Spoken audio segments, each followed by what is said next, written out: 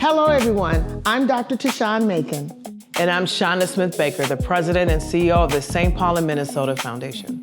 Together, we're opening up leadership conversations we've been having for a long time with each other and others, because we've witnessed how powerful it is to explore these ideas out loud. And this is the Power of Possible Leadership Edition.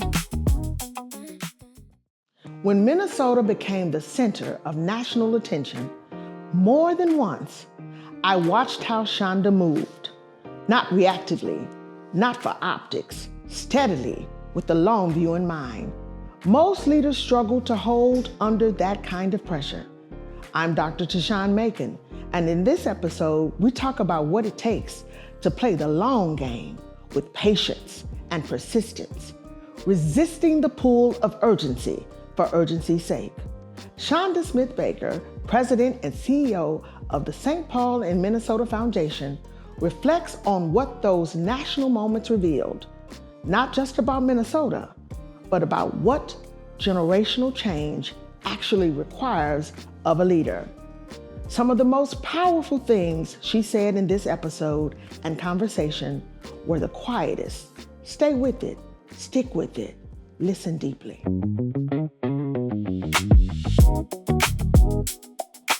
We have seen Minnesota come to the center of the national conversation, and it has shown us that leadership is a state of mind and a willingness to act. We have seen community leaders, next generation leaders, bonding together, making a choice to be in commitment around some of these issues that could be pervasive and dividing in the state. Mm-hmm.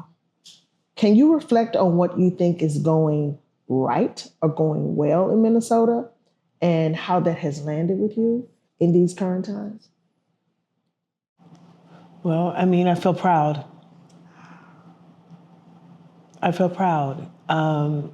I feel disappointed and I feel proud. I can hold complex feelings, and I feel like I'm holding a lot of tension between things, mm-hmm. right? So I know that not everyone in the state feels the same way. But what I can recognize is that for those that got activated, for lack of a better word, we had a common problem. We had a common enemy. We had a common understanding that we wanted to protect our neighbors, whatever and however you want to reduce it. We had something that we could rally around. Mm-hmm. And it became really obvious. People's human rights should be protected. People should not be pulled from their homes. People should be allowed due process, all the things that we believed about our country and our Constitution. And people were against those things not being true. Now, it's easier when you have a common thing that you all understand. Right. So I'm proud, and I recognize it is very different than, let's say, when George Floyd was murdered. Mm-hmm. Where now we're debating, what did he do, what didn't he do, what did the police do, what didn't they do, right? We are bringing in our own information into that makes us stand on different sides in a more obvious way. Mm-hmm. Some of the same people in the same part of the city. Right. And so it played out differently, and yet in both cases, we saw disruption, we saw new leadership emerge, we saw people that were willing to step outside of their comfort zones, right? We had an issue that was targeted on immigrants that landed with two white residents, two white neighbors losing their lives. Yeah. And yet people were still willing to get out, stand in the middle of the sidewalk, blow a whistle, give a ride, do whatever. Like, that wasn't a lack of courage. That wasn't even a lack of understanding of what an outcome can be, because the outcome played out on video all over the internet. That was an over and beyond moment where it's not just about me, or our survival is actually related. Our democracy depends on you being able to be engaged, and I'm willing to fight for that. Thank you so much for that. I think that's a profound approach, particularly because as we grapple with these times, as a leader of a dynamic philanthropic organization, donors are discouraged, right? They're discouraged by wondering, if my giving, if my commitment is gaining ground or losing ground? What would you say to donors from that perspective around the state of the world, their state of mind, the state of the state, and how to encourage them a bit to stay on the front line for the future, not necessarily the fight. The fight is what we get through for the future we want to imagine. Yeah, I mean, I wish the future happened in a year. Right? I mean, I think that's a very different orientation. You lose patience with things you can't see. But someone invested in Minneapolis public schools, and I sat in those seats. And now I sit in a different seat as a result of their generosity, right? My uncle, I'll go back to his story where, you know, my grandmother was a widowed, single mom, raising kids. He gets in a little bit of trouble. He ends up in a county homeschool. He ends up going to Phyllis Wheatley, philanthropy, generosity, donors. He got into a boxing program with Harry Davis, first Black man to run for mayor in the city of Minneapolis, my mother's cousin. Wow. They come into relationship with each other. He finds community, he finds opportunity, he finds someone that believes in him. And years later, he's coming out of Harvard with a PhD and becomes the first Black superintendent.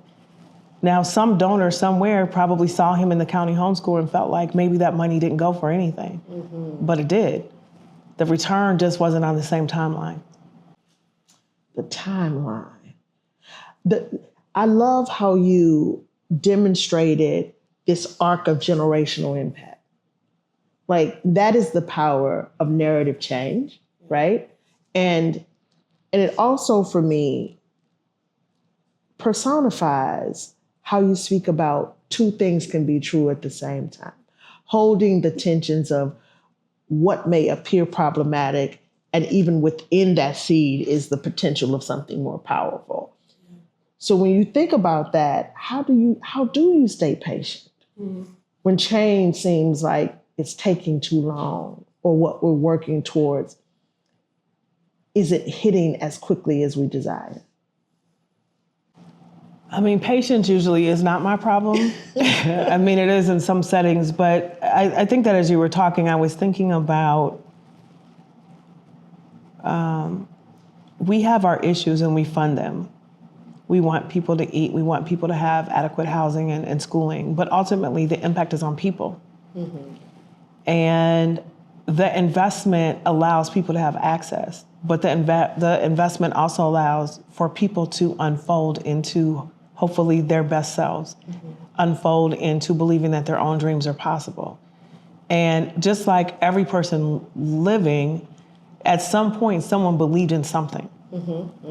And it might have taken you a while to get there, but because that belief was there, that's how I see philanthropy, that's how I see relationships, that's how I see community, is philanthropy and the generosity of this place can both solve immediate needs while sometimes not recognizing the long-term investment of that contribution, that generosity.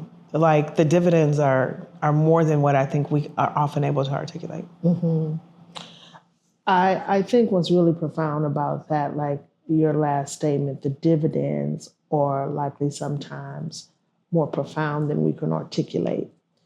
When we think about that and we think about the daily work, right? The daily work of the work and the daily decisions, I'm struck by how, and I've heard this from your team, that your message is to your team is to be steady, stay steady, even in crisis. Where does that come from?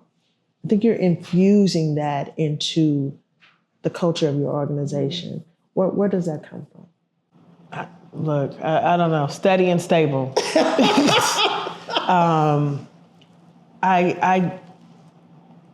It comes from a knowing that we have what we need, right? Like, I don't feel out of control. Things are out of control. That's a distinction. That's powerful. Yeah. Right? We're not out of control. Things are out of control. So what can we influence? What can we do?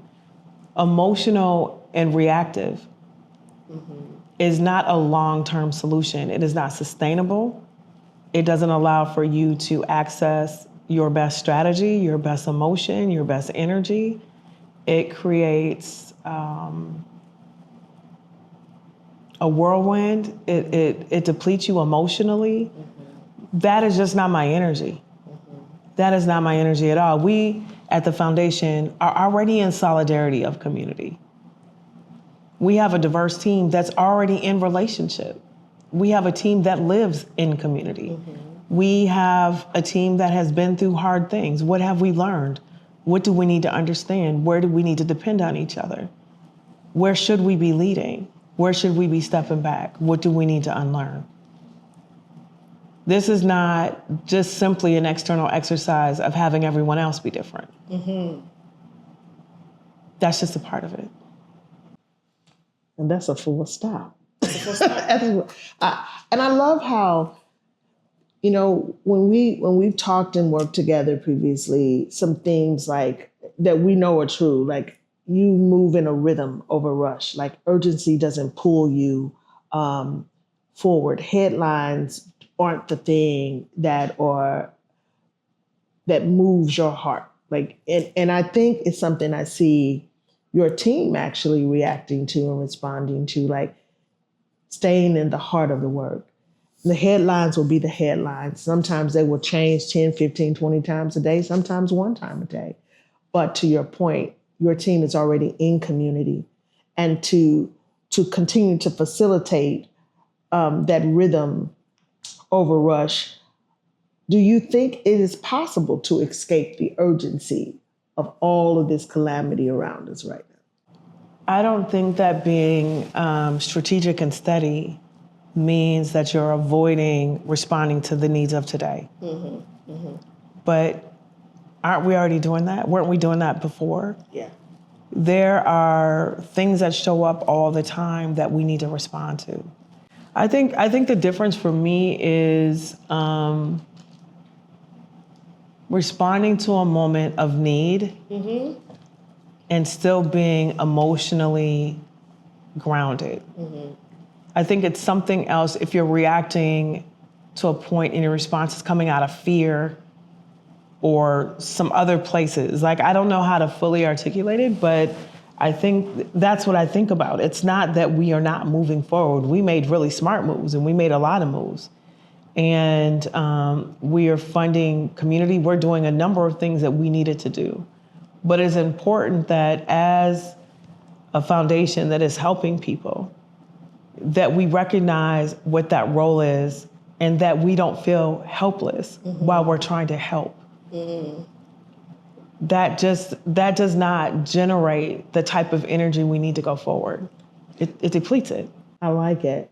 So let's not feel helpless while we're trying to help. Let's not feel hopeless while we're trying to demonstrate hope. And I think that in previous conversations with you, what's profound to me is this ability to be effective and not affected.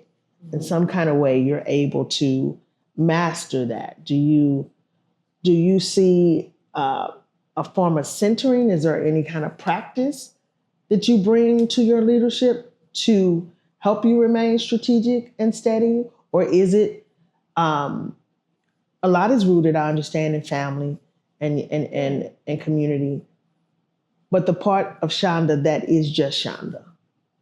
Yeah. So, yeah, I read. Okay, I'm asking. I read, I look at theory, right? Organizational theory, organizational development, right? How do you structure to get the best out of organizations and people that work within it? Yes, there's theory behind it. There's practice behind it, right? There is balcony time, leadership on the line. How do you make sure that you're not so in the weeds that you can't see the whole story? How do you make sure that you're anchored from the right perch, right? And sometimes you got to get down in the work, but you got to come up sometimes to make sure that you can have perspective. And so I'm encouraging perspective. I'm encouraging that the work is sitting still. The work is seeing the picture. The work is not just being in reaction and response. So you read. Is there also like a playlist behind it? Like You know I got a playlist. I got all kinds of playlists, some of which are available for public consumption.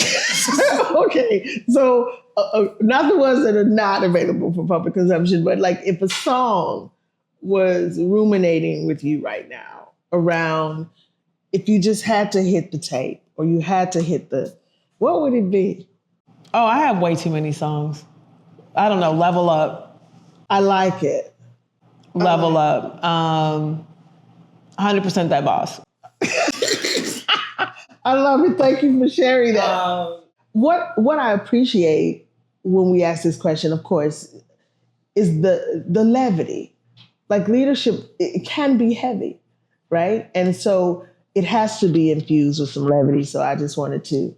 Well, I mean, I think the point here is that, and I think what I appreciate about these conversations getting asked questions, that it presents an opportunity for me to get to my own balcony on my leadership, right? Mm-hmm. To be able to say, what are the practices? What do I do? Like, I wake up the same way. Mm-hmm. I wake up, I grab my phone.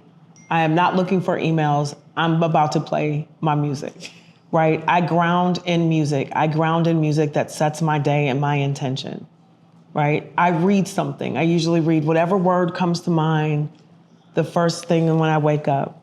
I find something that centers me on that word. So we've talked about Minnesota being in the national conversation, and sometimes it hasn't always been positive of late, maybe in the last 6-7 years. But a lot of times the fact that Minnesota is one of the most generous states doesn't come to the center of the stage. And so I'm wondering how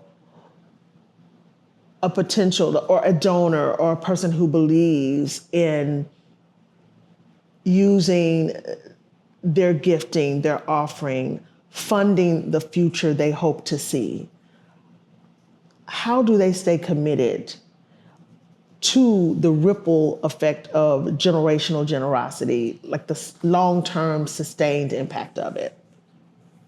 There's layers of legacy in being generous. There is generosity that forwards your family's commitment of investment. Mm-hmm. It's personal, it's family, it is a responsibility that was expected. And I think that's a great way to be generous, mm-hmm. to say that my family has been generous to this community and has contributed to stabilizing institutions mm-hmm. in places so that other people can benefit from it. And I think that is a legacy within itself that births new generations of generous people, just in a family. Mm-hmm. I think that from an investing in community, and if I use this setting that we're in, this time that we're in, or any time of crisis, there are different types of gifts. There is a gift that responds to a crisis, mutual aid and food. Those type of investments deal with an immediate need, but they also seed in someone what and how that made a difference. You can listen to leaders on almost any platform. They'll say, I remember when this person did this. Yeah. Or I remember when someone gave me this, or someone paid for me to go to school, or somebody, and they're still talking about it years later because they seeded a level of hopefulness that I'm seen in my crisis and someone cared about me, and therefore I'm going to play it forward in the same way that people may play it forward in their own families. So you have a response to crisis in which mutual aid, resources, things are needed immediately. Mm-hmm. You have programmatic investments, right? They support individuals, they support a program, they support an organization that you have a relationship with, and then their systems change, right? Both of them have multiple ways of giving impact, but different time horizons. And I think it's really important. If you want to see a needle move on a state, it didn't happen because you did mutual aid. But it doesn't mean that you didn't see the leader that might inspire it later. Right. But that's not the investment you made. Right. And I think it's important for us to talk about and be more clear about what it is that we're trying to accomplish. And I'm grateful for the donors in our state. We have people that have funds with us that have made long-term systems commitment, let's say around housing, our own state initiative that we put out. And they understand the importance of it. And they also stepped in this crisis to make sure someone can pay rent. Right. And both of those things, all of those things are needed. And regardless of how people want to be generous, that generosity is what we've been known for. That generosity is why we have the infrastructure that we have in our state. It is why we need to stay at the table giving what we got on behalf of future generations. And I think that is extremely important, and we value those relationships. And I think what's important about the work that we do is that we can come to the table and neither one of us have an answer. Right. But we each have a perspective. Right. And we can bring that together to say, here's what we know is needed. And you can say, and here's what I want to accomplish. Here's what I hope happens. And we can put that art right together to make a difference for a family, a school, a community, an organization. I mean, that is exactly what we do. And I think that's really powerful. And I think it was important for me to hear you speak on that because of how Minnesota lately has been in the national discourse. And I do think it's time that we lift up the narrative around the generosity of this state and its people, and how they have shown up to help their neighbors, how they've shown up to push injustice further back. And so thank you for sharing that and the different dimensions. I love how you talked about the different dimensions of givers and the arc of time, And like Martin Luther King said, the arc of justice bends long. And if we're going to stay in this for the long game, we do have to understand the generosity will show up and ripple in different ways. So thank you for sharing that. Yeah. What just came up was my uncle, since he's been referenced in this. And I mentioned he went to Harvard. Yes. Well, I ran into a donor a couple of years back, probably more than a couple, but some years back, well known. I was reading something of my uncle's to find out that this family actually helped supplement his tuition to go to Harvard. Now, maybe they were looking for him to get a degree. Maybe they were looking to support the institution. Uh-huh. Maybe they had no idea that he was going to inspire as many educators as he did, that then became administrators. Maybe they had no idea what the rippling effect of that decision was going to do on a community, right? Green Central neighborhood is named after him. There's a school named after him, right? There are people that went into teaching. The superintendent's awards are named after him. I use that as an example to illustrate that I wish we could hold all of the ripple effects from generosity. We can't even hold it because the way in which we measure it is simple. It's simplified. But I think that if we expand what impact means, that there's more opportunity for us to think about our gifts, our investments from a more expanded point of view, that in fact, every single investment is seeding the future. The future leader, the future opportunity, the creativity of a place. And so there's no limit. It's an investment that's essentially priceless. Priceless, exponential, infinity. Hold it. That's what we need to do. Hold and even elevate what impact means. So thank you for sharing that.